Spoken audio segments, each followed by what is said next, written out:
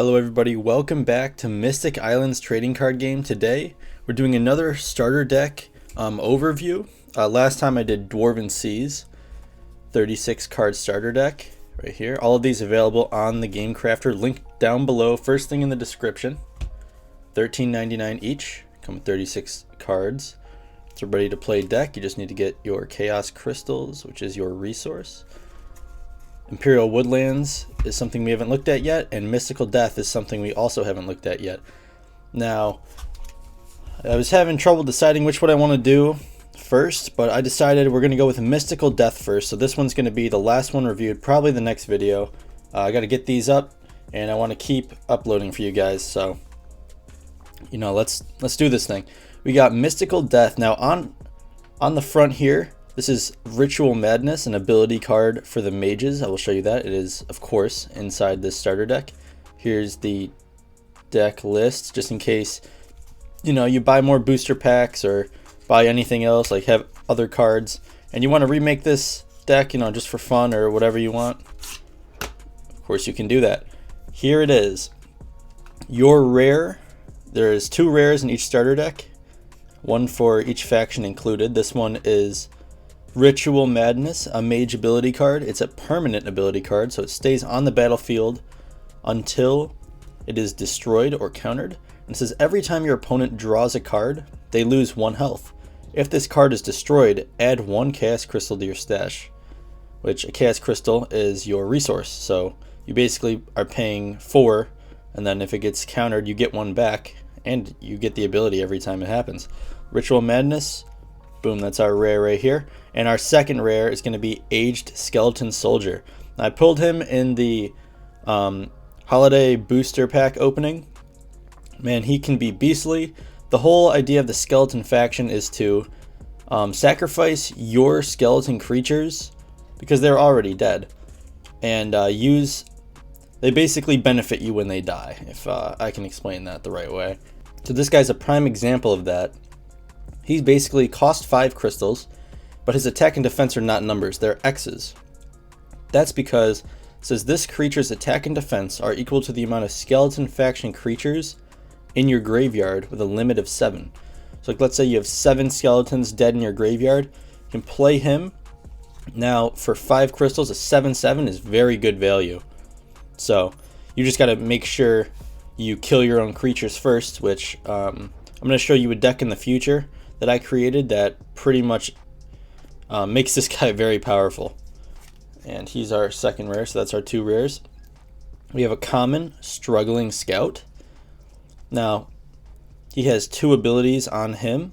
He costs 1 attack, 2 defense. Good stats for his cost.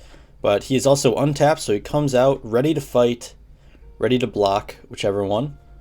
But he also has Decay, so he loses 1 health every time a turn ends. So you play him, your turn ends, now he only has 1 health. Your opponent goes, their turn ends, he is now dead. Now that might seem kind of useless, but he can be used in certain situations for just getting a guy out fast to chump attack with. I'll tell you what that basically means in the rule video. But yeah, he's basically going to just die over 2 turns, so he's a good way of getting guys in the graveyard for this guy. So he's a common. I'll put him over here. Whoop. We got Pyro Screen, a mage ability card. I really like how this art turned out. Turned out really well. Let me know if you guys like the art in this game. Really appreciate it. It costs 3. And it says prevent all damage dealt by non-mage faction creatures to a caster of choice. Now basically what that means is, let's say your opponent's running dwarves. Say they attack you for 14 damage and you only have 10 health. You play Pyro Screen. As long as the creatures attacking you are not mage creatures, mage faction, they will deal no damage to you that turn, and that's pretty much it. The only way to stop this card is to counter it with a forbidden spell, which we will see later in this box. So we got Skeleton Arrowist, skeleton faction common, 3 attack, 1 defense, an aggressive card. And it says when this creature dies, add 1 crystal to your stash. So you're just gaining a resource when your creature dies. So as you can see, the skeletons like to incentivize killing themselves pretty much. We have Lost Bone Man. He's just a 1 attack, 1 defense with no ability, just a vanilla. Gotta have those in your deck every once in a while. We got Peaceful Spellcaster for the Mage faction. The only 1 attack, 4 defense in the game. He's a defensive card for sure. The Mages are mostly a defensive faction, and they try to capitalize off of spells and quick attacks and stuff. So for every Peaceful Spellcaster on the battlefield, put a +0/+1 counter on this creature until death. So let's say you have another one of him on the battlefield right next to him. He becomes a 1 attack, 5 defense, and that one also becomes a 1 attack, 5 defense. They kind of just boost themselves a little bit. Here's the forbidden spell I was talking about, the thing you should probably run in all your decks. If not, then your deck better be very good. It says target ability card has no effect and is destroyed. We've went over this last video as well, if you've seen that. It's also a common. We have Undead Mummy Spaz. This card can be very useful. It costs 3, 4 attack, 2 defense, and a top heavy card, aggressive card. And it says you may cast this creature for 2 crystals instead if a skeleton faction creature entered the graveyard this turn. So let's say you play a skeleton creature and he dies the turn that you're on. You can then play him for 2 instead of 3 up here. So it's a good way to just save a little bit of your crystals, you know. Obviously you want those to be able to play other things. He's the uncommon. We have another Skeleton Arrowist, went over him. We have an Aqua Mage, another vanilla 1 attack, 1 defense. It's the first set of the game, so we're going to have a few vanilla cards. Like, here's another Aqua Mage right here. A few vanilla cards. You got to have them in the game, you know, just to, you know, you don't want to make every card super good. We have standard Skull Soldier for the Skeleton faction, 2 attack, 2 defense. It kind of has a little bit of a drawback. It says this creature can only attack if your opponent owns 1 creature. So, I mean, that is what it is, but otherwise he's just going to be a defending card. We get Fireball. This card's very good. Target creature takes 4 damage. This is an instant spell. Boom. Deal 4 damage to target creature. Classic burn spell. And it has the Idle ability, which Idle is a skill, actually, not an ability. This is an ability card, and the red text is called a skill, actually. Sorry about that. I should probably know my own game. But what Idle means is it cannot be forbidden spelled, and it cannot be affected by any other ability cards. So this Fireball will go through anything to deal 4 damage. So it's a good way of removing a creature from the battlefield. We get Frost Atronach, 6 attack, 2 defense, very top heavy. And it says if Flame Atronach is currently on the battlefield, put a +2 defensive counter on Frost Atronach. So I don't know if he's actually in here. I'll set this one off to the side and I'll see if it's in here. I can't remember right now off the top of my head, but he also has the Obstruct skill. Obstruct means he has 2 defense, so let's say you hit him for 7 damage, that extra 5 would bleed into your life points, but because of Obstruct, that extra 5 just dissipates and does no damage to you. I'll put him off to the side here. Wise Spellcaster, Mage faction, 2 attack, 4 defense, more defensive card as you can see. When this creature enters the battlefield, your opponent must tap one of their creatures, discard a crystal, or lose 3 health. They get to choose. Now let's say that obviously if they can do all 3, they can choose one of them. But like let's say their creatures are all tapped anyway, so that would eliminate tapping one of their creatures. So they would have to either discard a crystal or lose 3 health. Let's say their creature is tapped, and let's say they also have no crystals out right now. That means they have to lose 3 health. So it's a good way to force your opponent to either take damage when they don't want to, or get a free attack by tapping a creature, or you know, just hitting their resources. So he's a uncommon, very good card. This guy is very good for a common. This is Wizard Outcast, Mage faction, untapped 3 attack, 3 defense, and for my game, untapped is a pretty good ability. So this guy, just being a common where you can run 4 of him in a deck, is pretty good. I don't know if I'm gonna have to nerf him or not, but you know, it is what it is for now. We'll see how that goes, but he is a very good card with the untapped ability coming out ready to attack or block. We have another Struggling Scout, showed you guys him earlier. We got Skeleton Warrior, a 1 attack, 1 defense, and he's actually very impressive for his stats and costs because he has Obstruct. So he's the same as the Frost Atronach here. For, like, let's say he gets hit for 7 damage. 6 would normally bleed through, but now it just dissipates, does nothing. So he's a good way of just getting a free block without taking any damage. Noble Pyromancer is next, 3 attack, 2 defense. Good stats for a 2 cost. He's more aggressive for a 2 cost. It says when casted, discard a card and gain 1 health. So obviously that's pretty self-explanatory. Another forbidden spell right here.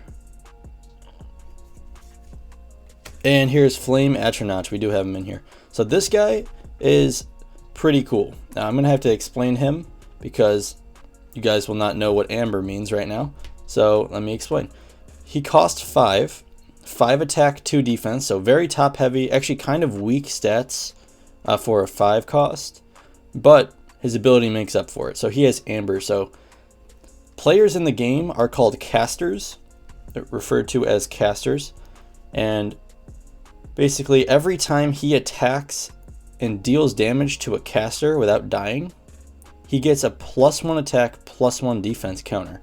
So let's say he attacks your opponent for 5 damage, they can't block it.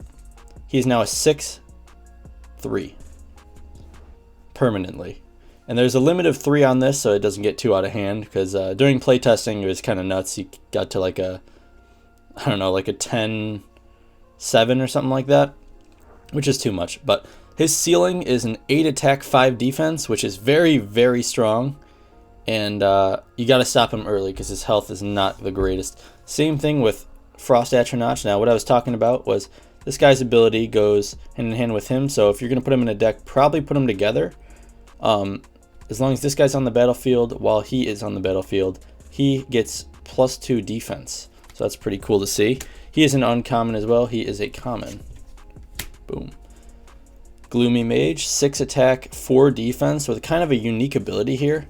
So he's very top heavy with 2 more points of damage going to his attack instead of his health. But you can pay 1 crystal as long as it's your turn. And Gloomy Mage gets -2 attack but +2 defense this turn. And it resets after that turn. So basically if you need him, let's say your opponent has a 5 attack and you know he's going to die, you can pay 1 to make him a 4 attack, 6 defense, so that when your opponent attacks him for 5 damage, he'll actually survive. He might not kill your opponent, but he'll survive and live to see another day on the battlefield. We have another Lost Boneman. We have another Frost Atronach. Might be coming to a lot of duplicates here. Skeleton Warrior once again. Standard Skull Soldier once again. This card, Disassemble, is an ability card for the skeletons. They don't have too many, but it says your opponent puts their hand at the bottom of their deck. They draw 5 new cards. It's a good way of, if your opponent's like smirking over there thinking they got such a good hand, you know what, your hand's gone now, draw 5 new cards, put it at the bottom of your deck, It's an uncommon. Clumsy Bones, this guy's kind of a staple card for the skeletons. It's a 1 attack, 4 defense for 1. Very cheap for the amount of defense he has, but he does also have the decay skill, so after your turn loses 1, opponent's turn loses 1, and so on and so forth. So he pretty much lasts 4 turns on the battlefield, losing 1 health, and he will die. And he actually helps a card called Colossal Bonebreaker, which I will show you later on in probably like the faction profile videos. But this guy's pretty good. He's a common. Scarce Land Scavenger, 4 attack, 4 defense, and you can pay 2 as long as it's your turn. This creature is killed and put a +1 attack, +1 counter, +1 attack, +1 defense counter on target skeleton faction creature on the battlefield until death. So let's say you have this guy out here and he's a 7 attack, 7 defense, but your opponent pulls out a Magni Bronzebeard, which was shown in the last video. He's a 6 attack, 8 defense. You can't get past him. Both your guys will not die if they hit each other, but he cannot kill Magni Bronzebeard. Let's say you play him, you have no other way of getting counters out right now. You sacrifice him to give a +1 attack, +1 to him. So he's an 8/8, now able to kill that big creature that you want to get rid of. He is a common as well. The next card we got is Peaceful Spellcaster. Already went over him. Clumsy Bones, also already went over him. Safeguarding Soul, I pulled him out of the Christmas pack opening. 0 attack, 5 defense. He cannot attack, as seen on the card right here. And he also has the idle skill, so he cannot be fireballed bloodthirsty, cannot be affected by any ability cards at all. Can't move them. And you have Wizard Outcast once again. And the last card we have is Ghost Rider. 3 attack, 3 defense. You can pay 2 as long as it's your turn to put the top card in your graveyard on the top of your deck. This skill can only be used once, obviously, as it says right there. So basically, let's say your opponent kills your Age Skeleton Soldier, your biggest guy. He's in the graveyard. Pay 2, bring him back on top of your deck, so you're going to draw him next turn. It's a very good way of getting your cards back. Thank you guys so much for watching. I really appreciate it. Here's the deck list once again, and the art right here. I think it looks really sweet. Love how it turned out. Thank you guys so much for watching. Please hit me up on YouTube and let me know if you want more videos like this. Tell me what kind of videos you want me to upload, and please hit me up on the Gamecrafter as well. I would really appreciate it. If you guys do end up buying any of my products, I really appreciate it, and please upload it to YouTube if you like. And I'm going to be reacting to those videos from now on, probably every Friday. I'm going to put up a video reacting to a fan, you know, opening up my cards and stuff like that. I'd love to see what you guys think about my game. So thank you so much for watching. Have a good day, and peace out. Don't forget that heat.